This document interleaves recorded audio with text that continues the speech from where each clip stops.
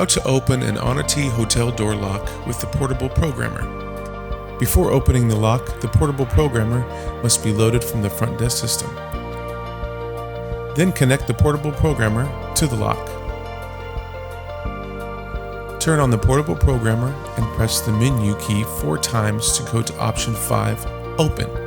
Press TX key to go, open code, enter the 4-digit password created when loading the portable programmer, then press TX to open.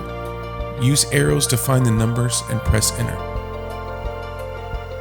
The lock should open for you.